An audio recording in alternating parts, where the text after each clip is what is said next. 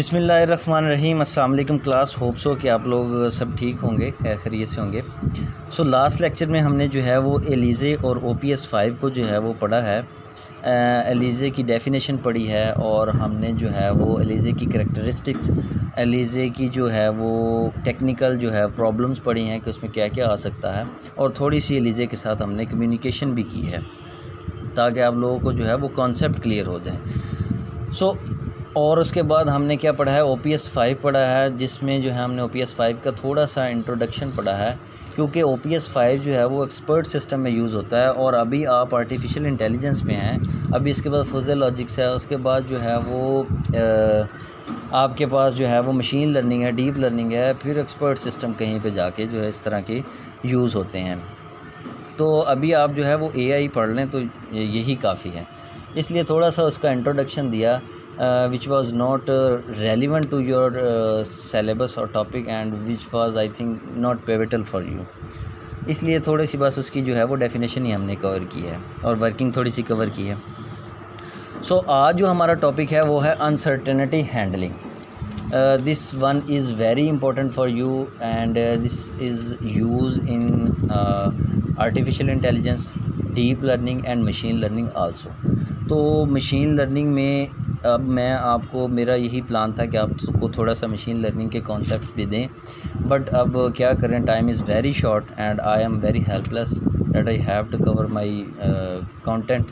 सो इसलिए जो है वो अनसर्टेनिटी हैंडलिंग इसलिए पढ़ा रहा हूँ आप लोगों को, क्योंकि एक तो ये आपके कंटेंट का पार्ट है, HEC की तरफ से जो हैं कंटेंट उनका पार्ट है, और दूसरा ये डीप जो मशीन लर्निंग का भी ये टॉपिक है।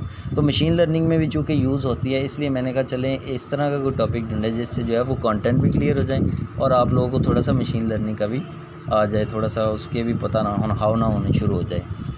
लेकिन इसको आप जो है वो डीप में जाके MPhil या आगे जो अगर आपका कोई सब्जेक्ट आएगा इस तरह का, तो उसमें आप जो है वो पढ़ेंगे।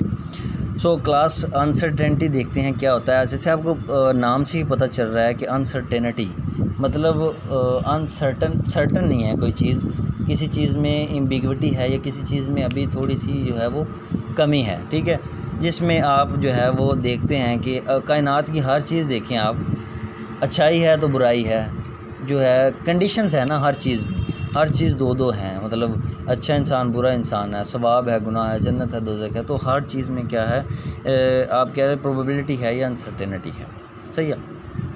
सो थ्योरी नहीं लिखूँगा, आप लोग खुद ही उसे जो है वो नोट डाउन कर लें ताकि थोड़ा सा जो है टाइम सेव हो जाए। तो अनसर्टेनिटी क्या होती है? Uncertainty is define as a lack of exact information, किसी चीज़ की, किसी डाटा की एग्जैक्ट इन्फॉर्मेशन नहीं है, और knowledge that help us to find correct conclusion, और ऐसा कोई नॉलेज भी नहीं है जिससे हम क्या कर सकें, करेक्ट जो है वो कंक्लूजन फाइंड कर सकें, तो उसको कहते हैं अनसर्टेनिटी।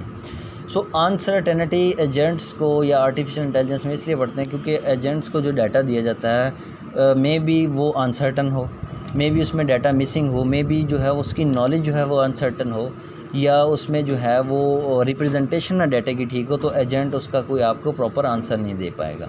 सो उस जो प्रॉब्लम को, अनसर्टेनिटी की प्रॉब्लम को हैंडल करने के लिए एक मेथड है, वो हम आज जो है वो कवर करेंगे, जिसे जो है वो बाइसन बिलीव मेथड कहते हैं, और उसमें देखेंगे कि उसके क्या कौन कौन से पार्ट हैं और उसके थ्रू हम प्रोबेबिलिटी कैसे फाइंड कर सकते हैं किसी भी जो है वो डाटा की, ठीक है।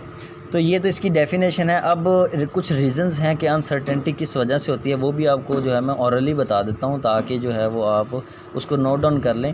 पेपर में पूछ सकता है कि write down the reason that behind the uncertainty of data, तो आप लोगों को वो पता होनी चाहिए। तो सबसे पहले तो अनसर्टेनिटी, इनपुट में अनसर्टेनिटी हो सकती है। इनपुट में अनसर्टेनिटी क्या है कि डाटा मिसिंग हो सकता है, कि डाटा कोई प्रॉपर डाटा ना हो या उसमें डाटा में कुछ ना कुछ मिसिंग हो।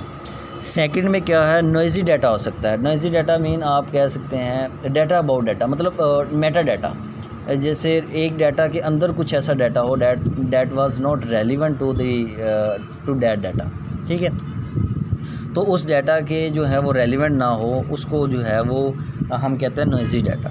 तो अनसर्टेनिटी इनपुट में क्या है, डाटा मिसिंग है, नॉइज़ी डाटा है। सेकंड थिंग में क्या हो सकती है, अनसर्टेनिटी नॉलेज में हो सकती है। नॉलेज में क्या कि एक पॉइंट जो है वो नहीं है कि ये होने से ही ऐसा होता है, अभी ये आपको थोड़ा समझ नहीं आएगा, जैसे आगे आगे एग्जांपल करेंगे that will helpful to clear your concept. So उसमें क्या है कि इसमें कंडीशंस होती हैं कि आइदर फॉल है या ट्रू है, सेकंड थर्ड कोई कंडीशन नहीं होती, सिर्फ दो कंडीशंस होती हैं। सर्टेनिटी भी जो है, अनसर्टेनिटी भी दो कंडीशन पे ही रिलाई करती है, या तो क्या है डाटा ट्रू है या फॉल है, ठीक है, या हमारी रिक्वायर्ड कंडीशन है या नहीं है। सो जो है अब बात डाटा की हो रही है, तो जो है डाटा में कैसे अनसर्टेनिटी हो सकती है या क्या क्या प्रॉब्लम होती है जिसमें हम डाटा जो है, जिसमें डाटे में अनसर्टेनिटी हो सकती है, वो है नंबर 1 पे डाटा मिसिंग। डाटा मिसिंग होगा तो अनसर्टेनिटी होगी, मतलब कोई डाटा होगा ही नहीं तो आप कैसे उसकी प्रोबेबिलिटी फाइंड करेंगे या कैसे उससे जो है वो कंक्लूजन निकालेंगे या एजेंट को क्या देंगे। सेकंड थिंग है एम्बिग्विटी ऑफ डाटा, कि डाटा की एम्बिग्विटी है, डाटा में सोर्स की जो है रिलायबिलिटी नहीं है, सोर्स अथेंटिक नहीं है, सोर्स की रिलायबिलिटी नहीं है। थर्ड थिंग है इनकन्सिस्टेंसी, कि डाटा में इनकन्सिस्टेंसी नहीं है, डाटा की रिप्रेजेंटेशन आप कह सकते हैं कि वो ठीक नहीं है, डाटा रिप्रेजेंट सही नहीं किया हुआ, जिससे एजेंट को सुनने में देखने में प्रॉब्लम हो रही है। सो ये जो है हमारे पास जो है वो अनसर्टेनिटी की रीज़न्स हैं कि डाटा में अनसर्टेनिटी किस वजह से हो सकती है और क्या क्या जो है रीज़न्स हो सकती है। सो इसको अनसर्टेनिटी को रिमूव करने के लिए बाइसन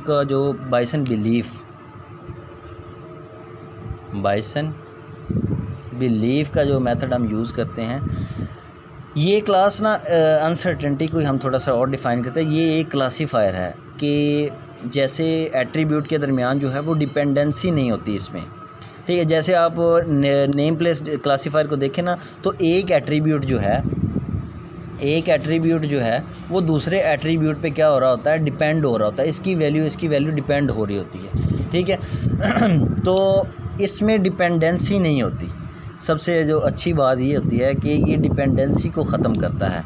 डिपेंडेंसी बहुत माइनर लेवल पे होती है, वो भी उसका ताल्लुक सिर्फ चाइल्ड नोड का या कंसीडर नोड का पेरेंट नोड के साथ होता है, अदरवाइज़ दूसरी किसी नोड के साथ उसकी डिपेंडेंसी नहीं होती। वो भी कंडीशनल होती है कि आइदर ये जो है वो पॉजिटिव होगा या आइदर ये है नेगेटिव होगा, ठीक है।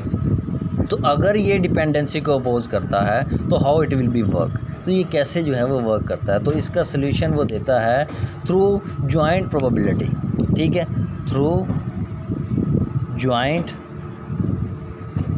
प्रोबेबिलिटी। ये यार लफ्ज़ बहुत जो है ना वो इसकी प्रोनाउंसिएशन थोड़ी सी बहुत अजीब सी लगती है। सो जॉइंट प्रोबेबिलिटी के थ्रू जो क्या करता है, ये आपको जो है वो सॉल्यूशन प्रोवाइड करता है डिपेंडेंसी अगर अपोज करता है तो, ठीक है। अब जॉइंट प्रोबेबिलिटी कैसे निकालते हैं, बेस्ड ऑन सम कंडीशंस। तो कंडीशंस क्या हैं, फॉर एग्जांपल जैसे मैं आपको बताऊं कि आपका एक एट्रीब्यूट है ए, इसका जो है वो कोई ना कोई पेरेंट नोड होगा, ठीक है। तो पेरेंट नोड के साथ या तो ये ट्रू होगा या ये फॉल्स होगा। तो ये जो है वो बाइसन कैसे काम करता है ये हम देखते हैं। बाइसन जो है, बाइसन बिलीफ, इसमें दो काम होते हैं, ठीक है। सबसे पहले तो हम इस पे बनाते हैं डायरेक्टेड एसाइक्लिक ग्राफ, ठीक है। सेकंड थिंग हम इस पे क्या करते हैं, कंडीशनल प्रोबेबिलिटी टेबल, CPT जिसे कहते हैं, कंडीशनल प्रोबेबिलिटी टेबल जो है, ये दो काम सिर्फ इसमें होते हैं। पहले जो है वो डायरेक्टेड एसाइक्लिक ग्राफ बनता है किसी भी प्रॉब्लम का, या गिवन दिया हो तो फिर हम क्या करते हैं, सिर्फ कंडीशनल प्रोबेबिलिटी टेबल बनाते हैं, ठीक है। सो ग्राफ जब भी आपके ज़हन में आता है तो आपको पता चल जाता है कि या तो इसमें कोई नोड्स होंगी और कोई नोड्स होंगी और उनकी कनेक्टिविटी होगी, नोड्स होंगी और वो किसी न किसी चीज़ के दूसरी नोड के साथ कनेक्टिविटी होगी, और ये कनेक्टिफायर होगा जो कनेक्टिविटी प्रोवाइड करता होगा, ठीक है। तो देखते हैं कि ये जो है डायरेक्टेड एसाइक्लिक ग्राफ क्या होता है। फॉर एग्ज़ाम्पल जैसे मैं कहूँ कि वेदर जो है वो इफ़ेक्ट करता है हेल्थ को, और वेदर से जो है वो क्या होती है, एम्ब्रेला भी सेल होती हैं, ठीक है। और वेदर से क्या होता है, जो हम कह सकते हैं इन्वायरमेंट जो है वो फ्रेश होता है, और वेदर से क्या होता है, हम कह देते हैं कि रेन होती है, और रेन से क्या होता है, ग्रीन लीफ होते हैं। तो देखिए ये ग्रीन लीफ के लिए पेरेंट क्या है, रेन है, और रेन के लिए पेरेंट क्या है, वेदर है। तो इस तरह जो है एक जो है वो नोड दूसरी नोड पे ही डिपेंड होगी, उसके पेरेंट जो है वो उसी पेरेंट से वो क्या करेगी, अपनी वैल्यूज़ या अपने जो है वो जनरेट करेगी। अच्छा, एक तो ये बात है कि ये क्या है, ये इवेंट्स है ना, रेन इवेंट है, ग्रीन लीफ इवेंट है, अम्ब्रेला सेल होना इवेंट है, हेल्थ इवेंट है। तो ये क्या है, डायरेक्टेड एसाइक्लिक ग्राफ क्या है, एक जो है इवेंट की है कि विजुअल रिप्रेजेंटेशन है कि हम होने वाले इवेंट्स को कैसे रिप्रेजेंट करते हैं, ठीक है। और डायरेक्टेड से मतलब है कि डायरेक्ट एरो होगा एक इवेंट से दूसरे इवेंट पर, आप एक इवेंट से दूसरे इवेंट पर डायरेक्ट एरो के थ्रू जा सकते हैं, ठीक है। अब ये तो डायरेक्टेड का मतलब समझ आ रहा है। ए साइक्लिक क्या है कि इसमें साइक्लिक प्रोसेस नहीं होगा, there is no cyclic process कि ये इससे भी है और ये एक तरह का ये क्या है, साइकिल बना हुआ है, इस तरह जो है वो साइक्लिक प्रोसेस नहीं होगा, ये ए साइक्लिक प्रोसेस है। और दूसरी बात जो है इसमें इंपॉर्टेंट ये है कि एक नोड का कोई ना कोई पेरेंट लाजमी नोड होगा, कोई नोड खाली नहीं होगी। तो हम लोग जो है हमेशा कंसीडर्ड नोड को की मतलब जिसकी प्रोबेबिलिटी निकालनी है, मतलब देखें इसकी प्रोबेबिलिटी निकालनी है तो ये क्या होगी हमारे पास कंसीडर्ड नोड, ठीक है। इसकी प्रोबेबिलिटी निकालनी है तो इसकी प्रोबेबिलिटी किससे निकलेगी, विद रिस्पेक्ट टू इसके पेरेंट, तो ये इसका पेरेंट नोड है तो इसकी probability with respect to parent निकलेगी, ठीक है। अब ये तो इसका जो है मोटा मोटा कॉन्सेप्ट है मैंने आपको दे दिया। अब इसको जो है एक एग्जांपल, रियल टाइम एग्जांपल से मैं आपको समझाता हूँ जो आपको इससे समझ भी आ जाएगी, ठीक है। सो एक है वर्कशॉप, वहाँ पे है एक उस्ताद मोहतरम जिसका नाम है रियाज़, मैं फ़र्ज़ करता हूँ उसका नाम है रियाज़, और उसके दो शागिर्द हैं, एक का नाम है दानियाल और एक का नाम है छोटू, ठीक है। ये जो है रियाज़ साहब जो है ये बहुत ही हाइपर वाले बंदे हैं, बहुत जल्दी हाइपर हो जाते हैं, और जब हाइपर होते हैं तो दानियाल साहब को पकड़ के मार देते हैं। जब ये दानियाल को मार पड़ती छोटू देखता है तो छोटू क्या होता है, छुप जाता है, हाइड हो जाता है, ठीक है। अब देखें इसमें अनसर्टेनिटी क्या है, कैसे आप इसमें देखेंगे अनसर्टेनिटी। अब देखिए इसमें दो चीज़ें हैं, रियाज़ साहब ज़रूरी नहीं है कि जब भी हाइपर हों दानियाल को मारे, ऐसे भी नहीं हो सकता कि 10 दफ़ा हाइपर हुआ है तो 10 दफ़े दानियाल को पड़ी हैं, और ये इनमें अनसर्टेनिटी है। और ऐसे भी नहीं हो सकता कि जब जब दानियाल ने देखा है, जब जब छोटू ने देखा है दानियाल को मार पड़ती हो वो छुप गया हो, ठीक है। तो कंडीशन है या तो गुस्सा हो सकता है या नहीं हो सकता। अनसर्टेनिटी का मतलब यही है ना, या तो हो सकता है या नहीं हो सकता, मार पड़ सकती है या नहीं पड़ सकती, छुप सकता है या नहीं छुप सकता, गुस्सा आ सकता है या नहीं आ सकता, दूसरी कोई कंडीशन नहीं है, ठीक है। तो इसमें क्या है, ये अनसर्टेनिटी है, ठीक है। तो इसका ये इवेंट कैसे, इसका इवेंट फ़्लो कैसे होगा, मैं लिख देता हूँ कि रियाज़ जो है वो हाइपर जो होता है और बीट किसको करता है, दानियाल को, ठीक है। और दानियाल को बीट होता देखकर एंड छोटू क्या होता है, हाइड हो जाता है। तो ये इसका क्या बन जाएगा, एक फ़्लो बन जाएगा। तो ये तीनों इवेंट का फ़्लो है, तो तीनों इवेंट क्या है, अनसर्टन है। जैसे रियाज़ मार भी सकता है, नहीं भी मार सकता, ठीक है, गुस्सा आ भी सकता, नहीं आ भी आ सकता, छोटू छुप भी सकता है, नहीं छुप सकता।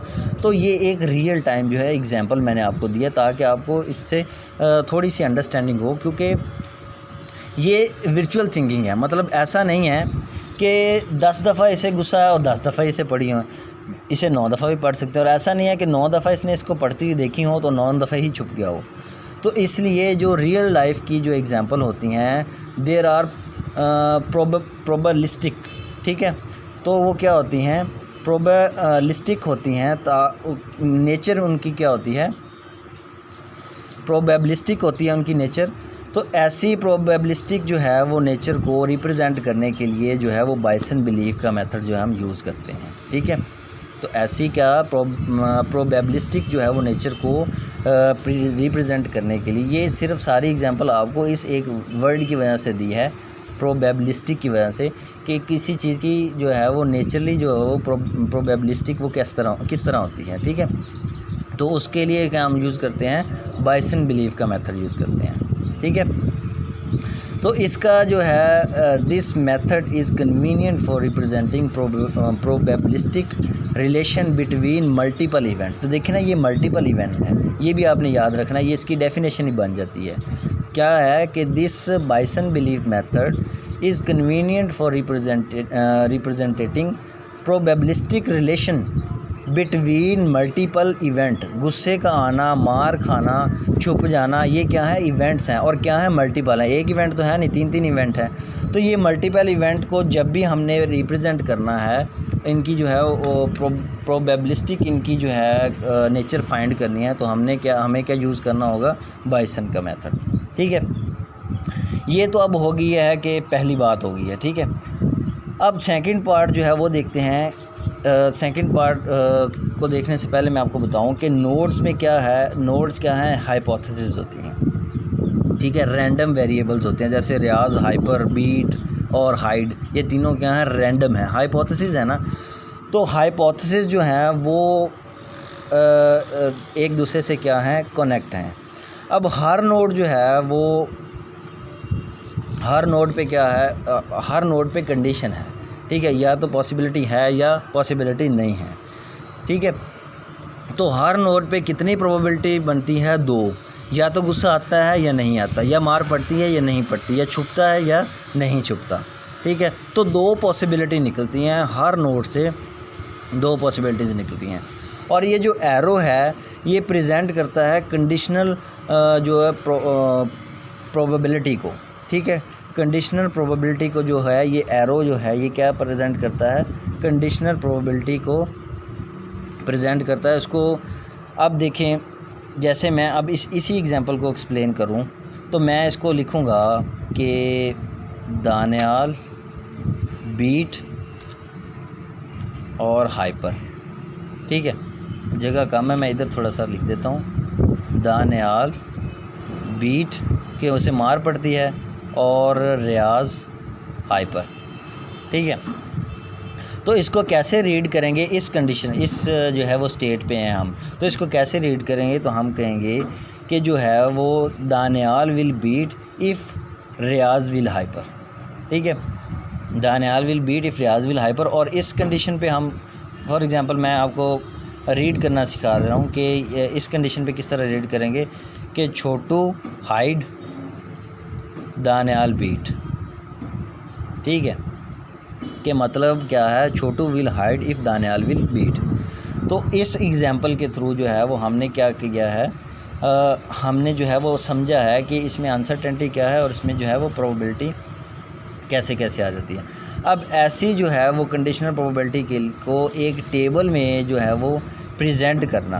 ठीक है, इसकी वैल्यूज़ को, इसकी जो है वो प्रोबेबिलिटी को क्या करना, एक टेबल में जो है वो प्रेजेंट करना, वो क्या हमारे पास कंडीशनल प्रोबेबिलिटी टेबल होगा।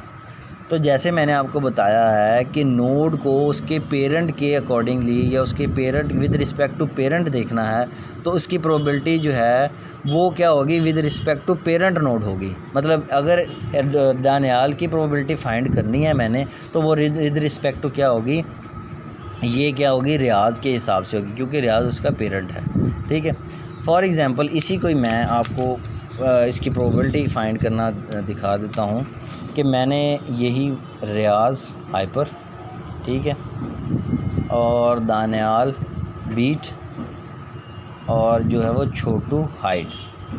ठीक है, अब इधर कंडीशन क्या थी, Daniyal, beat, when Riyaz, hyper.